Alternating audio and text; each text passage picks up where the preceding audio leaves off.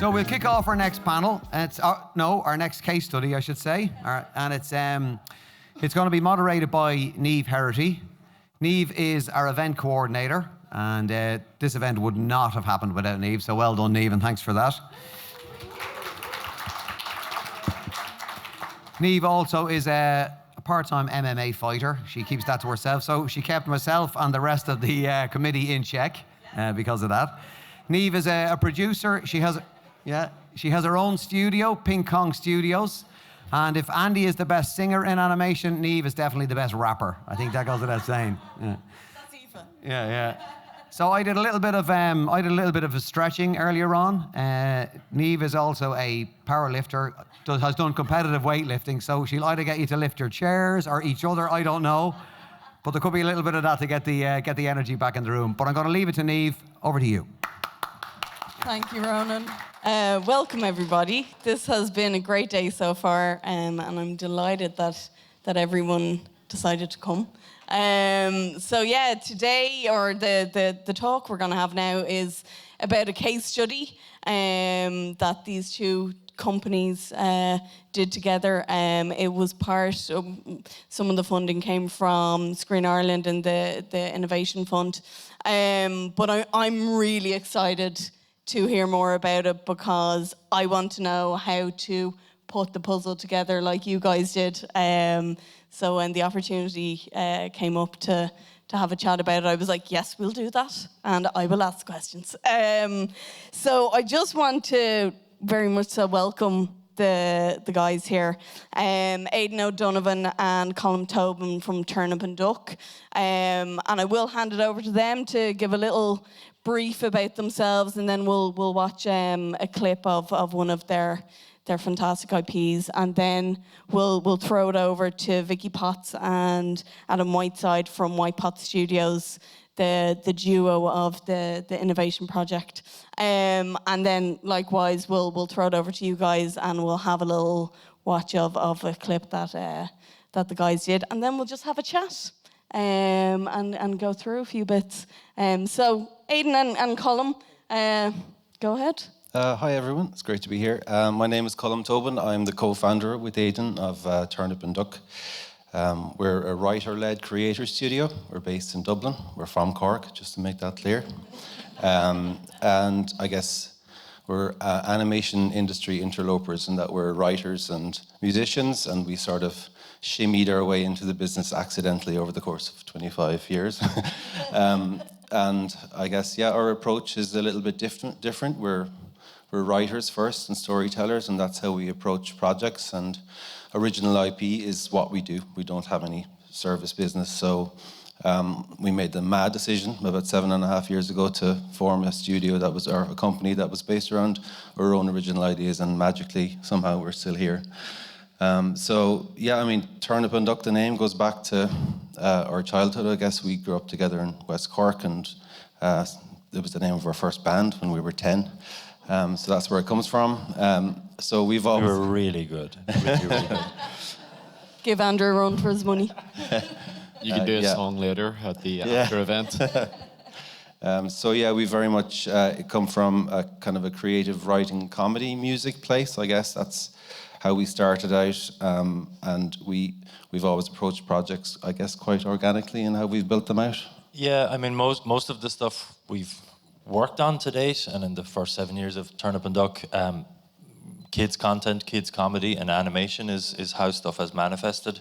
That's largely because, as most of you here will know, that's where a lot of the understood opportunities are, and how our relationships with the broadcaster, RTE and Suzanne and Emer, that's the directions those things go in.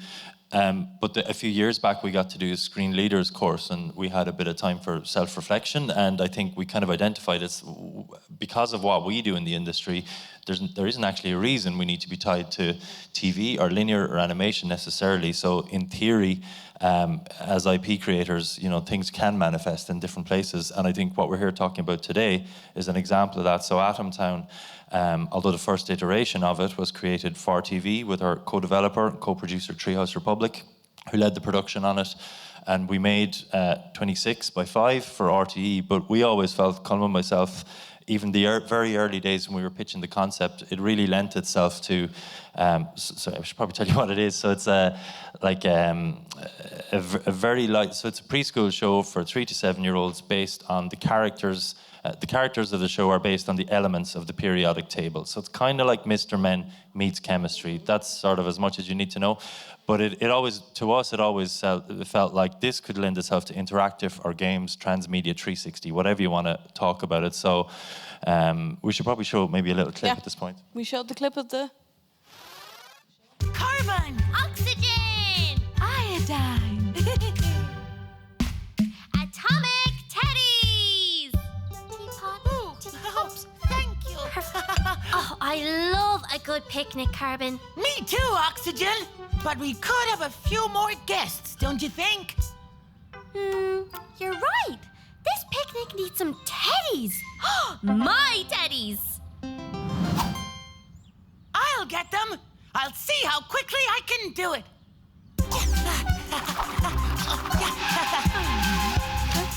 Gah! Broken again. I guess I'll have to take the stairs. Hey, wait. It's not broken. I'm just cleaning it.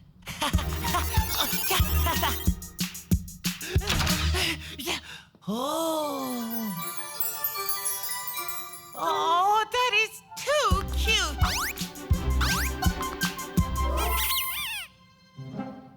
Huh, I see. Don't worry, teddies. I'll come back for the rest of you.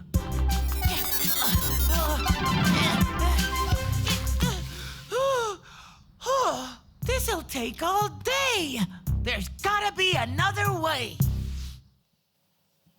Woo! That's great. So you basically moved from the TV series into kind of R&D and into an app. And I'll throw over to Vicky and Adam now. You might kind of want to give a background of yourselves, and then we'll show a clip of some of the app. Yeah, brilliant. Thanks, Niamh. Hello, everybody. I'm Vicky Potts, and this is Adam Whiteside, so hence the name Whitepot Studios. And then our logo is the Utah teapot as well, so there's layers upon layers upon layers. And we're based in Belfast, and we are from Belfast, as I'm sure you can tell, given the accent. And yeah, we've been around for about 8 years now. We're a game development studio primarily, dabbling in a little bit of everything. We've done some service work. We've got some of our own IP stuff. We've also been doing some immersive stuff as well recently. And yeah, it's been fun. We've really enjoyed it. Is there anything you want to add? No, you covered that quite well. But yeah, just we've been focusing mostly on kind of like service work, which is how we met these two. And I guess they'll probably tell you the rest of that story in a second. Yeah, so let's play the clip of the app, and then we can get into the nitty-gritty.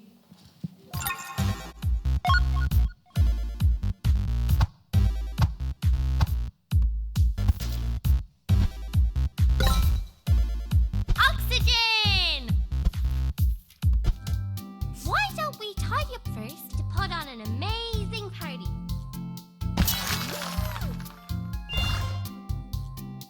So then.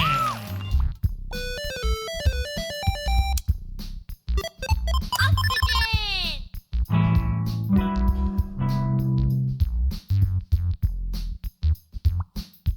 Well done.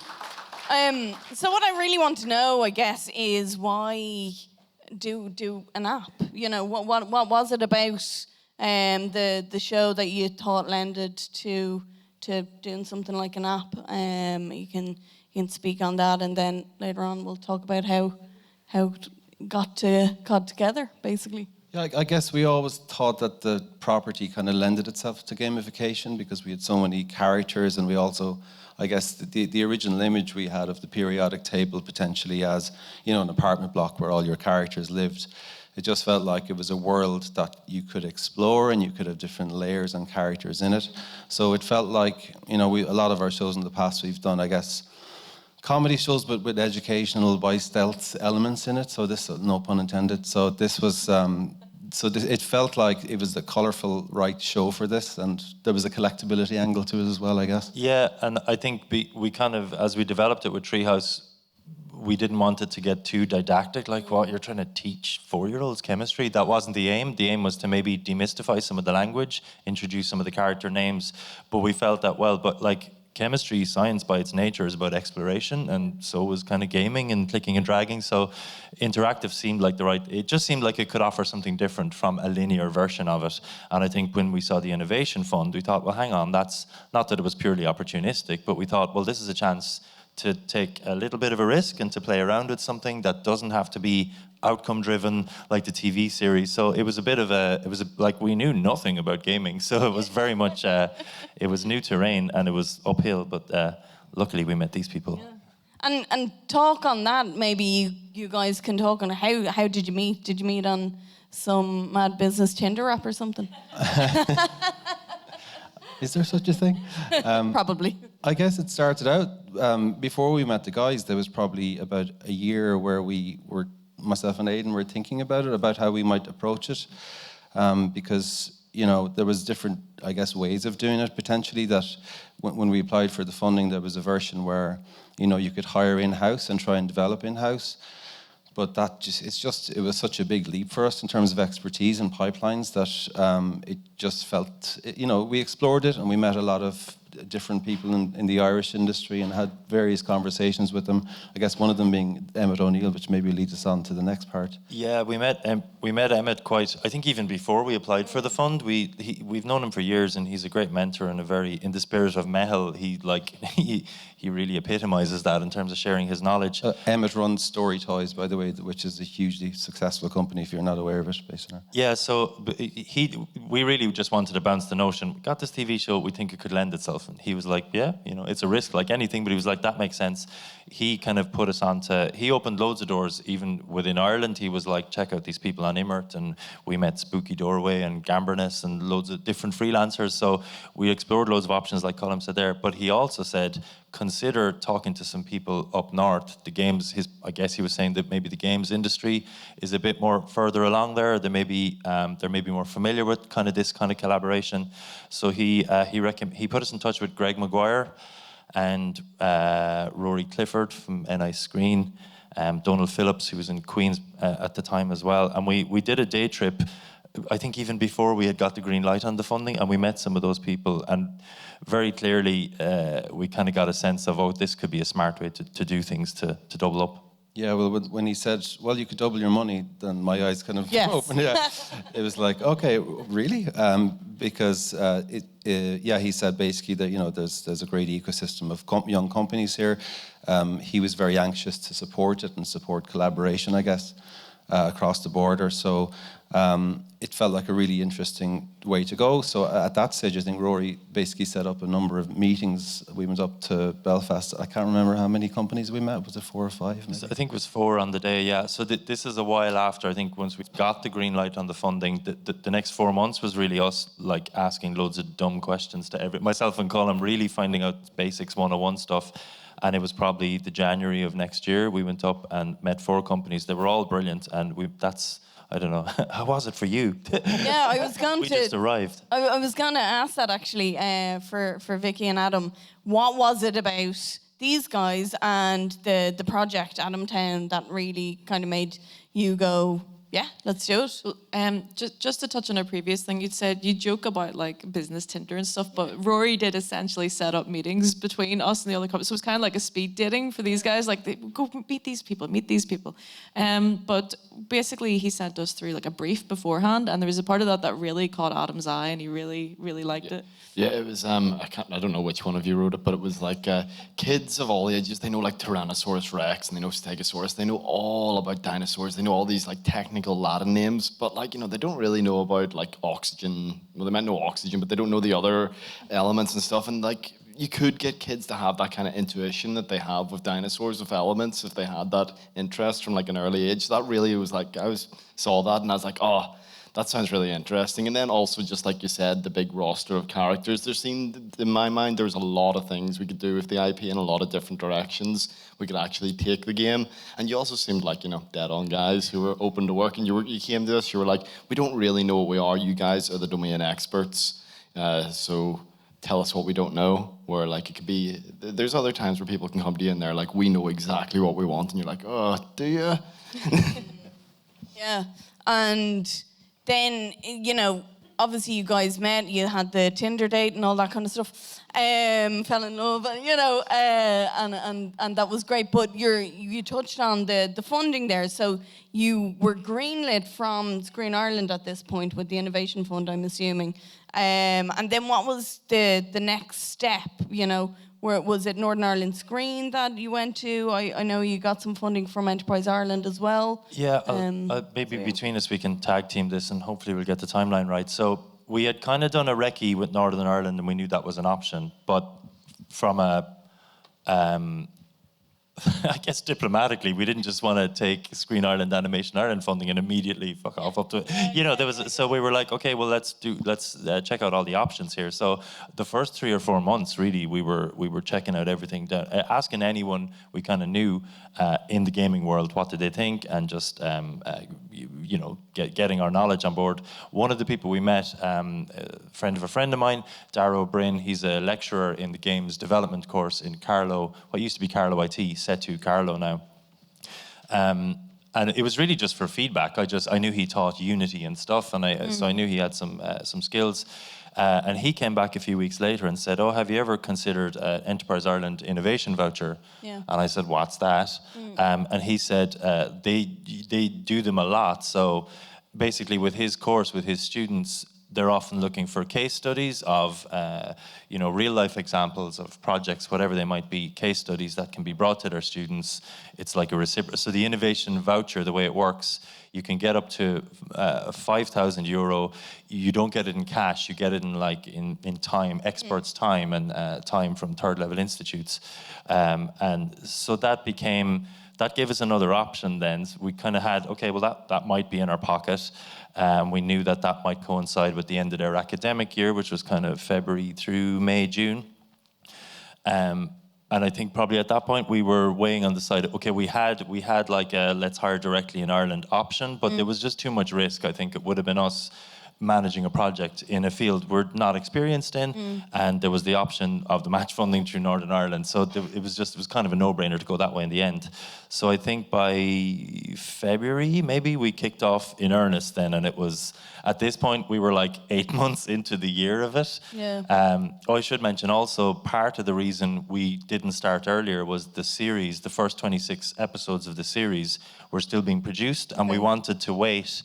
That was fine, everything was on track, but we're like, well, if we can wait till they're produced, the assets will be there. Yeah. I know that was part of the appeal for you guys. The art direction was there, and you were like, let us play with that stuff. Yeah. So one of the things that we quite like whenever games are taken from existing IP is to use those assets where possible, because then you get one of our goals was kind of be a screenshot from the game should look almost identical to a screenshot from the series. Because I remember being a kid and playing games and being like, wouldn't this be cool if it was more like I was actually playing the TV series rather than kind of like a game's interpretation of it. So using the actual assets from the show and being able to put them in and be able to go can you tell which one's the game screenshot? Well, you might be able to if there's a bit of UI.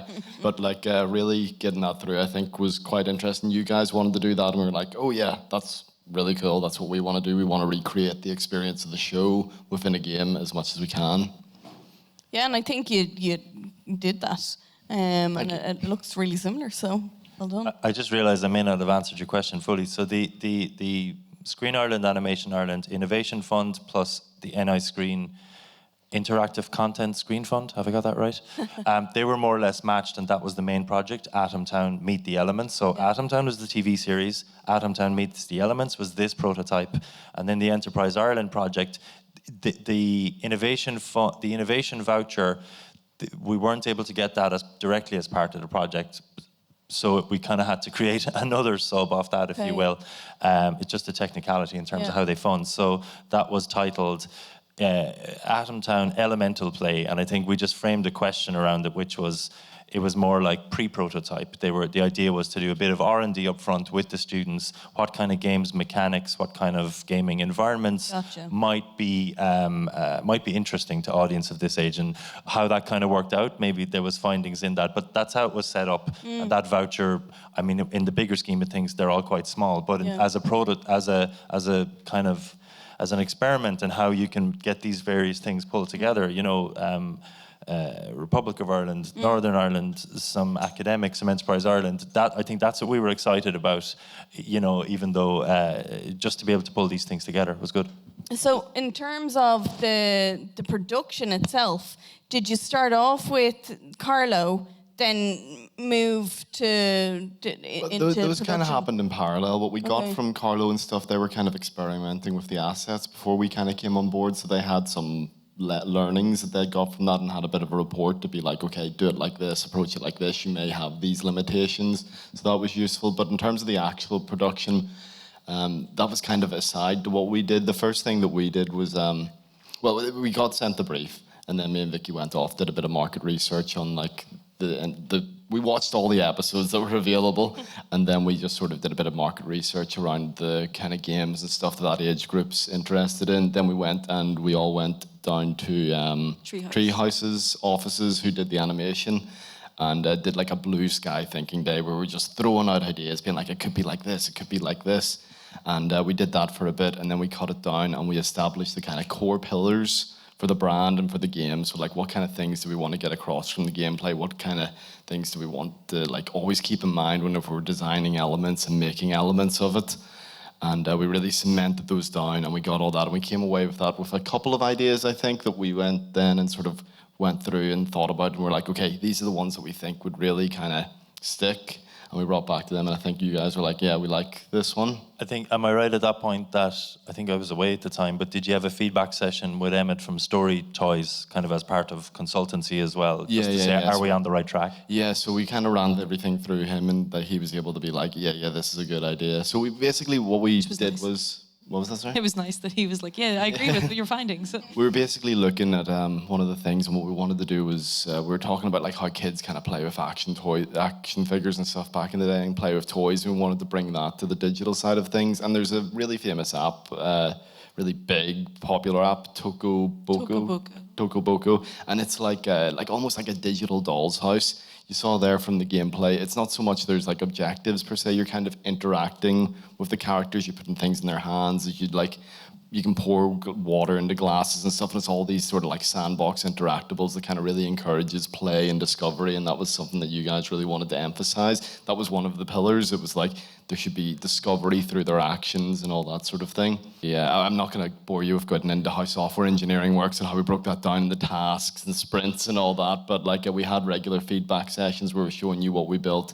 And I think the most useful thing was we just had a group chat with the four of us, and we were just like messaging images in. It was like, here's a cool GIF, and just sort of keeping you up to date with what was happening with the project. Yeah, I guess from our perspective too, it was just such a new way of working, because we're used to working so modularly in animation, where you have your scripts and your next stage designs and animatics, and it was just a really great chance for us to explore a more iterative way of storytelling, I guess, and all the different considerations you have in the amount of testing that is usually involved in a game as opposed to the way we work on a TV show. So from a company perspective and from a funding perspective, it was just a great opportunity for us to play in that world, which we would probably not invest our own money into doing. You know what I mean? It's that high risk stuff.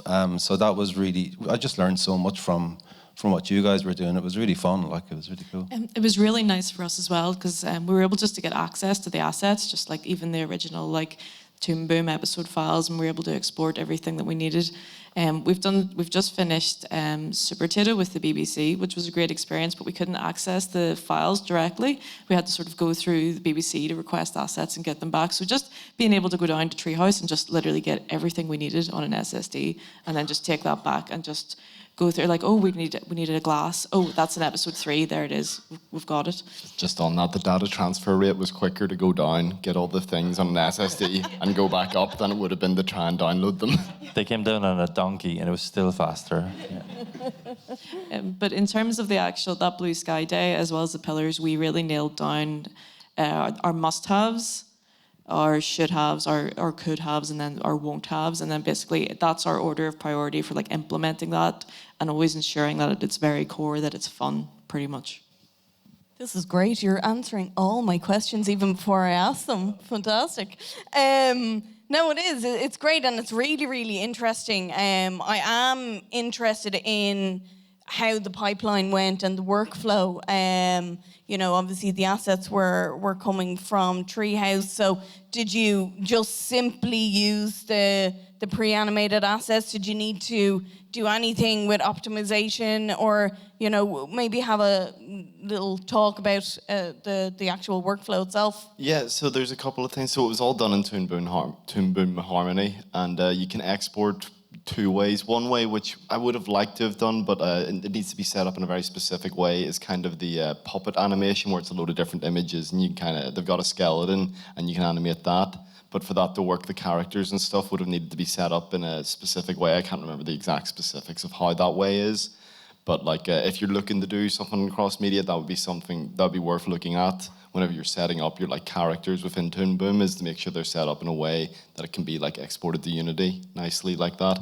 The other way is just to export it as a sprite sheet, which is just like, you know, a series of images as a traditional animation would be. And I think that's what we mostly used for that. So I think we just handled that. It's quite easy to do that. You can just like say this layer or these layers, and then like Toon Boom handles exporting that out to a sprite sheet that then you can bring into Unity and interpret that.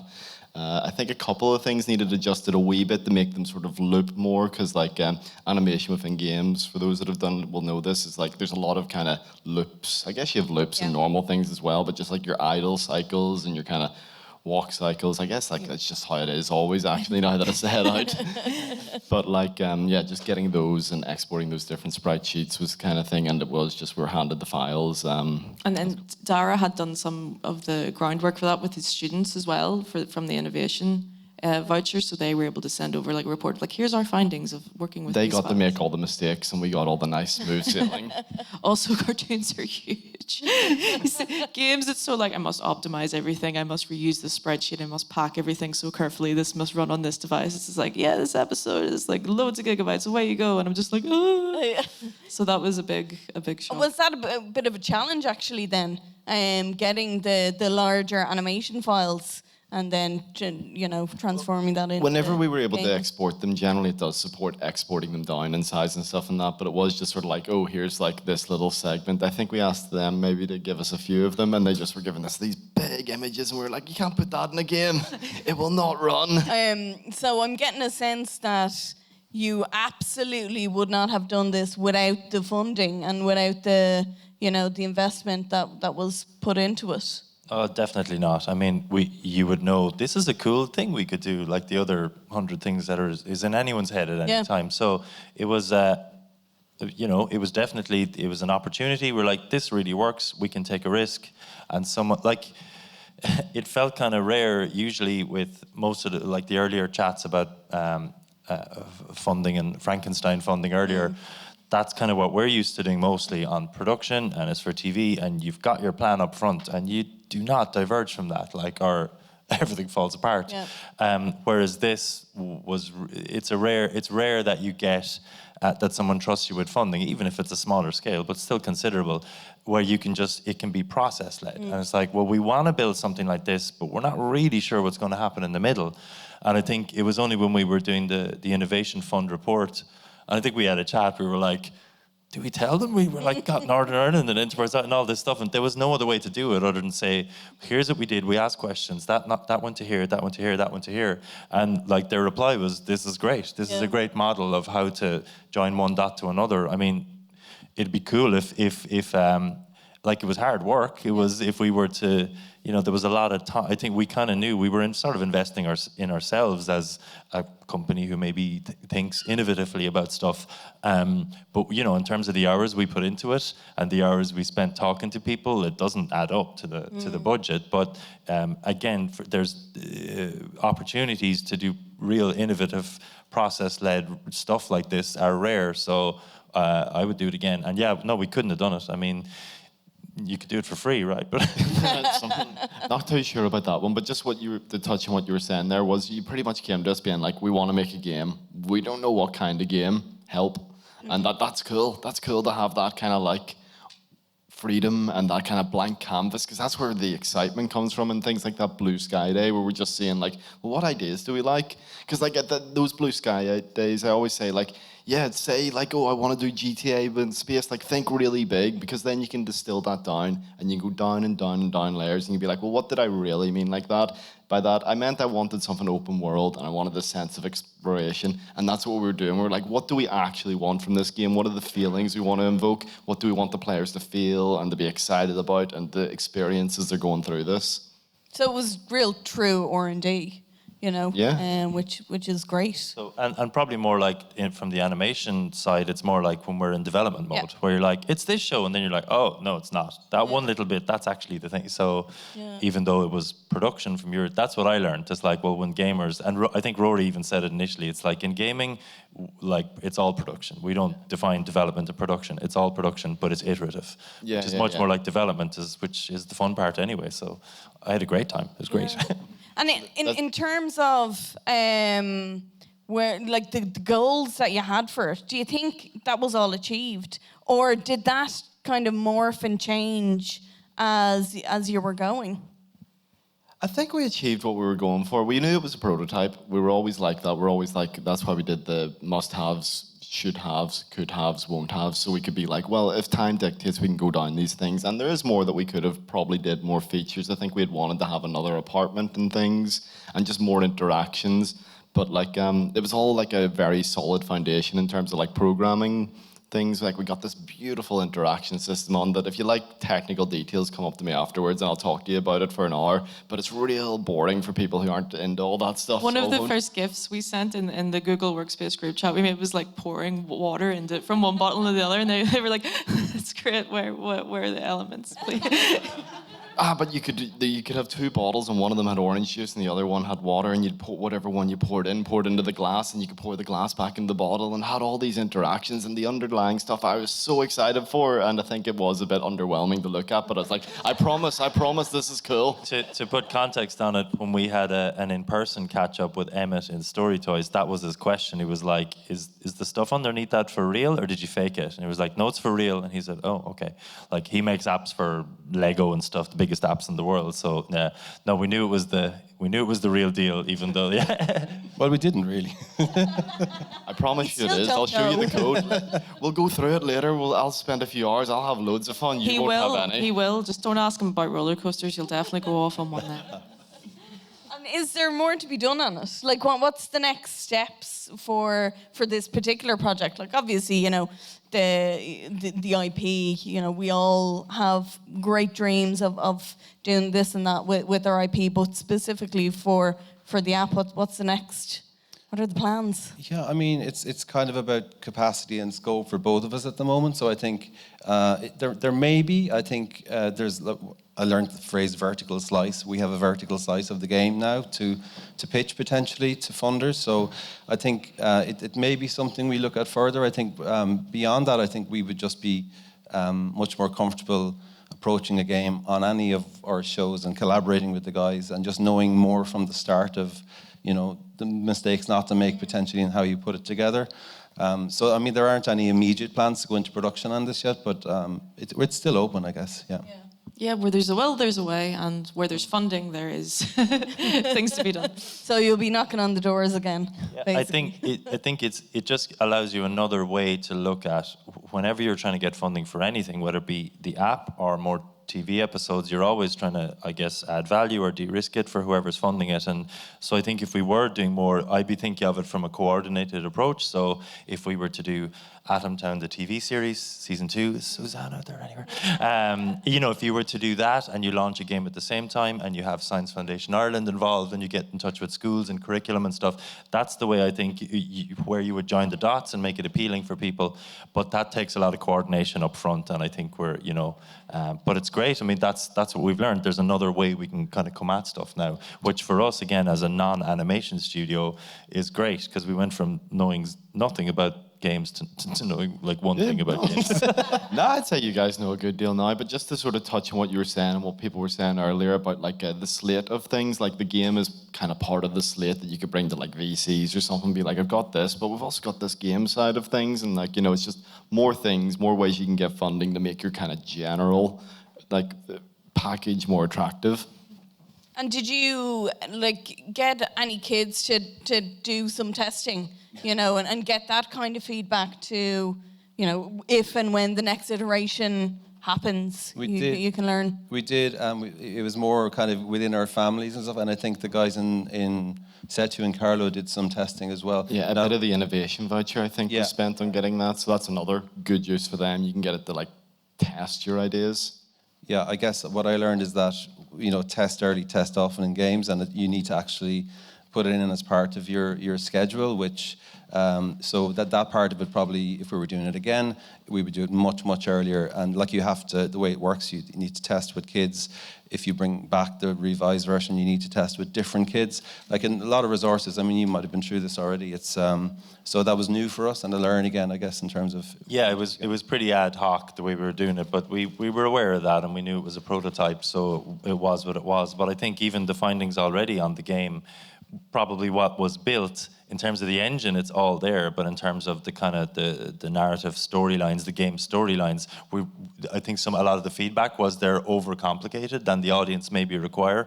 Whereas I think boiling it back to its really simplest version of exploration, discovering, just immediate reward for interacting, which is kind of play. So I think if you were to, if we were to commit and produce a bigger app, it's even more achievable now. I think because it's less is more, maybe. Yeah, that sounds great. So what's next for both of the studios, both of the companies? Tell us. Well, it was a really nice opportunity to do some cross-border collaboration, so more things like that coming up in the future would be nice. But like I said, we've been doing a lot of service work recently. We like being guns for hire. So, does anyone want to be these two guys on stage next year? Come talk to us. And you guys, what's happening? Yeah, we're in production on a new show called Maddie and Triggs for CBeebies and RT Junior. 52x7, so it's the biggest series we've produced. It started life as a podcast series, I guess. It's about a little girl who happens to be vision impaired and her pet doggy, and they find magic and music in the sounds of the world around them. So there's very much an accessibility and DEI angle to it too. So actually the Innovation Fund this year, we're doing more of a kind of a social innovation. We were lucky enough to be recipients of it again, and we were just over in Bristol on Tuesday, and we had a full open day with the crew, and we had a company in from Belfast called Empathize, who have this VR vision impairment simulator that they did training with the crew. So we're looking at different ways of, I guess it's the storytelling, it's the innovative side of maybe the more social side of it for this project. But that project, Maddie and Triggs, will be on air later this autumn. So yeah, we're really excited about that launching. Sounds great. Thank you, guys. Does anyone have any questions? Yes, Jonathan. Well done on that, guys. This might be a really stupid question or a really big question that you can't answer, but just something that I'm curious in. You obviously can discover an audience through Steam, like for a TV show, which is obviously quite valuable. The video game can bring in an additional audience for a TV show. But how do you market an app like this for that audience? How do they find out about it? How do they come to it, if not through the TV show? I don't know. You guys would have more. That's a great question, and I don't know. Generally, with apps and mobiles are really hard nut to crack. To get any kind of acknowledgement or be seen in the sea of things is very difficult. Generally, it does go the other way, and a show will drive people to an app. If you look at the App Store, all the top ones are all well-known IPs, or they're well-established things. I think the top, I was showing someone earlier, it's like Call of Duty, Pokemon, things like that, things that everyone already knows. So it is generally the show will push people towards an app, and then the app, if you're looking to get revenue from that, it'll have other revenue streams. It'll have in-app purchases. It'll have things that you can do. So generally, it will drive the other way. If the game itself is massive, like you see the Fallout series, you see Witcher and things like that, it can push the other way, but generally the show will drive people to the app. It might be a bit different if you target PC or console, where there's a bit more kind of there's more visibility than there is just on the mobile space. Just the mobile space in general is a real tough nut to crack unless you have tons of money. Just on that, for example, the Super Potato game we've just finished for the BBC. It's on their CBeebies Playtime Island app, and there's a lot of different shows on that. So it's more that's become like a one-stop shop place where if you like show Y, you can also play a game related to show Z, and then they all kind of link together and then drive people towards different apps. And then they have like, at the end of the episode, they'd be like, don't forget to download the app, etc. Hi, I'm just asking for a friend. I'm wondering when a web-based version of the game might be available for RTE Kids. When they give us money. Well, I might have some. Ooh, Let's chat. Let's talk. That's great. Thanks a million, guys. That was really interesting. We have one more question. Oh, we have one more question. Okay, go ahead. Hi. You were saying there that you're creating a new program for visually impaired with a visually impaired child in it. This is my area of research, so I'd be just interested in knowing how you are going to create something that's authentic. Have you done work within groups? Like, is it a collaborative process, or is it just, as you were saying, you got visually impaired things like that's. If you're creating something for a community, how do you feel you're going to cross that, get in to be authentic? Yeah, good question. The first people we talked to were the NCBI, Vision Ireland as they're known now, and that was 2.5 years ago, and they've been one of our main stakeholders from day one. And we've been working with Screen Ireland and the National Talent Academy for Animation and the Creative Skill Net. Basically, any additional funds outside of production, we've been trying to create ways in to add more representation, accessibility. We've got a new writer scheme, for instance, to try and find new writing talent from the blind and vision impaired community and introduce them to the world of writing for animation. We've 10 blind and vision impaired writers working with our 4 series writers at the moment. So the hope would be we'd be able to bring some of those scripts to credit stage as well. And the lyricist there's an original song in every episode, and we're working with a lyricist based in Washington State in the US.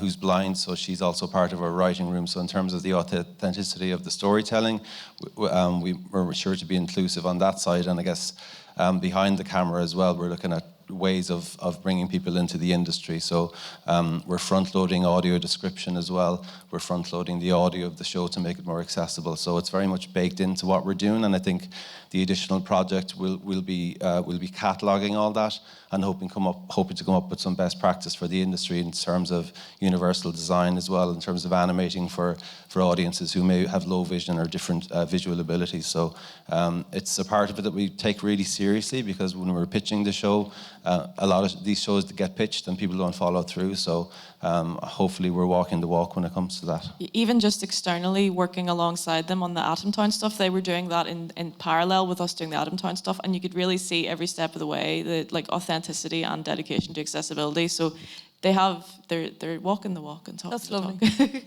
Thank you, everyone.